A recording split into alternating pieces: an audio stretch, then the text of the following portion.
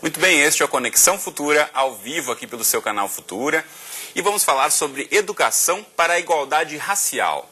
A Lei de Diretrizes e Bases da Educação Nacional garante o estudo de história e cultura afro-brasileira e indígena nos estabelecimentos de ensino fundamental e de ensino médio, públicos e privados em todo o país. Bom, já na 6ª edição, o Prêmio Educar para a Igualdade Racial apoia e valoriza projetos pedagógicos que incentivam o respeito à diversidade. E hoje aqui no Conexão nós vamos conhecer algumas dessas iniciativas. Então, para essa conversa, a gente recebe aqui no estúdio a professora Maria Aparecida Bento, diretora do Centro de Estudos das Relações de Trabalho e Desigualdades, o CERT, e também conosco a professora e pedagoga Adriana Rodrigues dos Santos, que foi uma das vencedoras do Prêmio Educar para a Igualdade. Daqui a pouco a gente também conversa por telefone com uma professora que desenvolve um projeto premiado no interior do Espírito Santo. E você em casa, como sempre, também é nosso convidado, então aproveite para tirar suas dúvidas, participe dessa conversa, mandando mensagens, comentários e opiniões para o Twitter do canal Futura ou ligando para a gente no telefone 0, operadora 21 3523 4098, esses números que estão aí na tela para você. Bom, primeiramente, obrigado às duas pela presença, bem-vindas. Obrigada. Quero começar ouvindo a professora Cida, um pouco da história desse prêmio, né? Começou quase junto com a Lei 10.639, que tornava obrigatória o ensino da questão negra no Brasil. Então, de lá para cá, o prêmio vem crescendo, assim como a aplicação dessa lei. Então, fala pra gente o objetivo desse prêmio. Então, o prêmio já tem, né, agora fez 10 anos. E começou com a ideia de a gente mapear experiências de promoção da igualdade racial que estavam sendo desenvolvidas em qualquer canto desse país. E a gente tinha ideia de que tinha a figura do que a gente chamava de heróis anônimos, que sem apoio, sem livro didático, estavam tentando fazer alguma coisa. Que eram esses professores em casos isolados. Exatamente. Né? Então, aí nós lançamos o prêmio e você observa, em 6 edições, a gente tem hoje um acervo de 2.500 experiências de todos os estados brasileiros e de todos os ciclos, desde a educação infantil até o ensino médio, exceto o ensino superior. Né? E assim, tanto daquilo que o professor está fazendo em sala de aula com os seus alunos, quanto da institucionalização, que é essa categoria escola que a gente tem. O que a escola como um todo está fazendo para implementar essa lei que obriga o ensino da história da África e dos afrodescendentes, da cultura, né, na rede, no ensino regular. Então, você observa que tem muitas coisas acontecendo no país inteiro. Muito bom. Uma dessas ações é a que a professora Adriana desenvolve lá na Bahia com seus alunos de educação infantil. Então, fala pra gente de onde veio a ideia, como você se motivou a criar o projeto que acabou sendo vencedor do prêmio, Adriana. Bem, boa tarde. Boa tarde. Na verdade, a escola que eu trabalho, ela já tem esse engajamento. Né? A gente está sempre trabalhando em todos os projetos da escola. E a ideia de se trabalhar com a arte e a cultura local foi pensado, por que não a gente está, com certeza, falando da nossa cidade, da história, da cultura, né, tão rica de Salvador, onde a influência dos africanos, dos negros, né, é muito grande. E mais de 80% dos alunos da nossa escola são negros e afrodescendentes. Então, é claro que, juntando tudo isso, eu vi que era uma boa oportunidade da gente estar trabalhando esse tema em sala de aula. Então, fala pra gente o que é o seu projeto. Você trabalha com os orixás, né? Não, na verdade, arte e cultura fazem uma bela mistura. E a partir de uma história da literatura infantil, que a autora é mãe Estela, ela fez um livro contando como os deuses da natureza poderiam ajudar as crianças, né, a cuidar do meio ambiente. E esses deuses da natureza são os orixás. Então, a partir daí é que eu fui trabalhando os orixás em sala de aula, com as crianças. Muito bom. A professora Adriana, inclusive, ela registrou em vídeo com o celular dela alguns depoimentos dos alunos após ter feito esse trabalho. A gente vai começar agora assistindo um deles, que é da aluna Dandara. Sua aluna, exato. Né? Vamos assistir. Como é seu nome? Dandara. Dandara, você trabalhou esse ano com que projeto? Arte e cultura faz uma bela mistura. E o que foi que você aprendeu durante o projeto? Dançar, fazer arte, interpretar,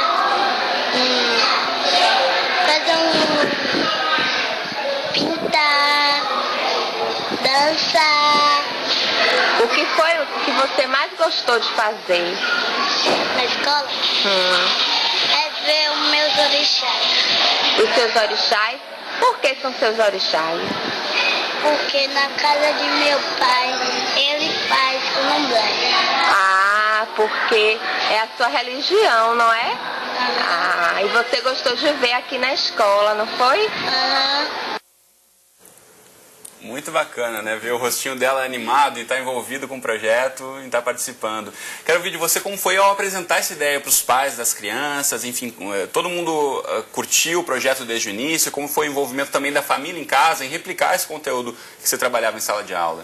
Bem, antes da gente estar trabalhando com as crianças, a gente convida os pais para a escola, né? E faz sempre uma dinâmica com eles, para que eles conheçam o tema, o projeto que vai ser trabalhado com os seus filhos no decorrer do ano letivo.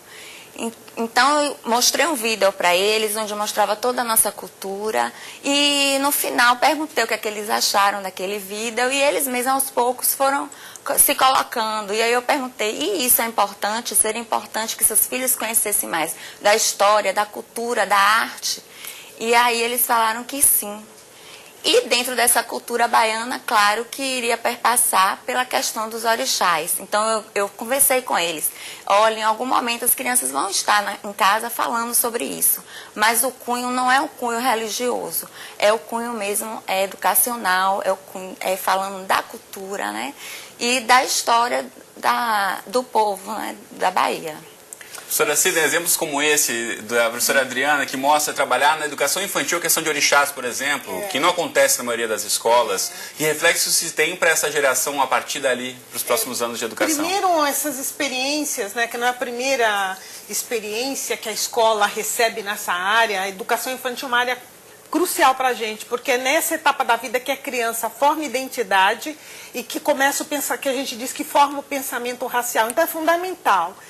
E o fato dela trabalhar também essa questão dos orixás ajuda a alterar um mito, porque existe muito preconceito em torno disso. Talvez hoje, se você perguntasse para professores do Brasil inteiro qual é a área mais delicada, a ideia de que a arte negra, as máscaras, as figuras, as estátuas, elas estão refletindo, isso está demonizado para muitos pais. Acho que a professora vive isso.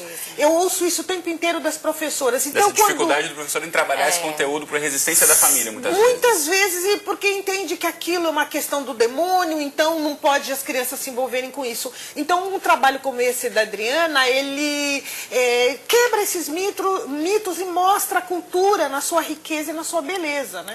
E a criança, ela tem uma interpretação tão diferente do adulto que quando foi trabalhada a história, todos queriam ser Exu, porque era Exu que comandava todo o enredo, toda a trama da história, né? O que ajudava o personagem principal a conseguir, né, tentar resolver os problemas do mundo. Bom, e trabalhar então com essa criança pequena, como diz a professora Cida, faz toda a diferença para o restante da formação dela nos anos seguintes da educação, até ela replicar isso em casa. Isso também acontece, professora? Sim, e ter esse conteúdo ali, voltar para casa e discutir com a família? Voltar para casa, de discutir com a família, e também o que a gente percebe que um acontecimento como esse, vários professores verem uma experiência como esse, no prêmio seguinte, muita gente se inspira nesse tipo de coisa. Professores, pais pedem às escolas que comecem a trabalhar esse tema, então é impressionante como é inspirador, né, esse tipo de vivência. Eu acho bastante importante. Bom, a gente tem um outro trecho de um outro aluno da professora Adriana, que a gente vai assistir agora, é o Alex. Vamos ver. E no museu que você viu as máscaras africanas, você aprendeu a fazer as máscaras? Aprendi. E como é que faz as máscaras? No papel, a bola e pintar. E as tiras de jornal. Ah, muito bem. Certo. E quando você crescer, o que é que você vai querer ser? Artista. Ah, que legal! Porque ser artista é bom? É. Joia, parabéns, viu? É legal ver o resultado e ele também se envolvendo, né? Quando fala que ele quer ser artista, ele se identifica naquela produção também. Você percebe isso, professora Adriana?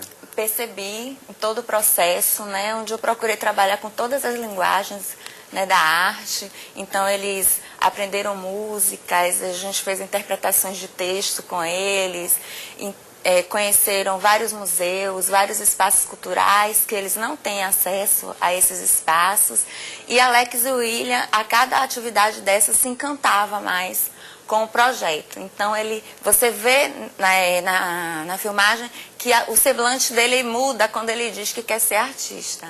Então, ali é uma convicção dele mesmo. Que ele realmente se envolveu com o projeto, vai fazer uma diferença para ele, né? Eu acho que tem uma coisa interessante também, o projeto da professora envolve as famílias, e o que a gente tem percebido, eu fiz uma pesquisa com essas 2.500 experiências, que tipo de resultado o professor acha que ele consegue chegar ao final de uma experiência desse tipo? E uma delas é aproximar cada vez mais a família negra, que muitas vezes estava distanciada. Quando a família percebe que a escola se preocupa com essas questões, valoriza, ela começa a participar mais. E o segundo motivo que os professores colocaram como resultado desse trabalho é o aumento da autoestima da criança negra, que você percebeu ali, né? Quer dizer, a criança começa a se sentir bem consigo própria enquanto negra, né? A sua pele, o seu cabelo, a sua cultura, ela vem para ela uma dimensão de riqueza de uma cultura que durante muito tempo foi discriminada, foi estigmatizada pejorativamente. De repente entra na vida dela como uma coisa bonita e positiva, né? Muito bacana. Você falou do resgate da história da família negra, tem a ver com a próxima história que a gente vai ouvir também. A gente vai chamar para a nossa conversa a professora de História Celina Januário Moreira. Ela fala conosco de Venda Nova do Imigrante, que fica a 100 quilômetros de Vitória, no Espírito Santo, e também foi uma das vencedoras do Prêmio Educar. Celina trabalha numa escola pública com alunos de ensino médio e desenvolveu o projeto de resgate sobre a história de famílias negras do município, que resultou num livro. Tudo bom, professora Celina? Tudo bem. Conta pra gente então como foi esse projeto. Os alunos visitavam as famílias para descobrir a história e a partir dessas histórias resultou no livro. Conta um pouquinho pra gente do projeto. Boa tarde a todos. É a professora Cida, a professora Adriana, né? Parabenizo a professora Adriana pelo trabalho desenvolvido. Né? Nós estamos nos extremos, ela com a educação infantil, eu com o ensino médio. Então, quero parabenizar pela iniciativa. E falar do projeto, né, que acabou gerando o livro Histórias e Memórias, ele teve realmente esse caminho. Foram alunos do ensino médio nos anos de 2009 e 2010. Eles, né, trabalharam com 30 famílias aqui em Venda Nova, são as famílias mais antigas do município, e o objetivo do trabalho foi exatamente fazer esse resgate da história dos negros dentro de Venda Nova do Imigrante. Né? Então, os alunos foram até as casas, visitaram, apresentaram o projeto, as famílias prontamente aceitaram, e aí nós começamos a fazer o desenvolvimento, as etapas, né, que aconteceu em 2009 e 2010. Professora Celina, você falava então que você está aí na ponta, nesses alunos já no ensino médio, ao contrário da professora Adriana aqui que trabalha com os pequenos, na educação infantil. Que diferença você percebe, por ser tão recente, de certa forma, né, a questão da discussão dos temas da cultura e história negra na escola no Brasil, esses alunos que já estão no ensino médio, como eles chegam ali, como foi apresentar essa temática para eles? Olha, você tem que fazer o trabalho de ressignificação, né, porque os alunos no ensino médio, eles já têm os valores, né? São informação, mas grande parte daquilo que eles já sabem já tem seus valores determinados. Então, é um desafio maior, que a educação infantil você vai acompanhando, vai construindo com eles ali também, né, a questão de valores e saber diferenciar uma coisa ou outra. Os alunos do ensino médio, eles praticamente já têm opinião, né, eles já sabem, já estão com alguns estigmas, com alguns preconceitos, eles vão já aprender, já tiveram mais tempo para ter contato com isso.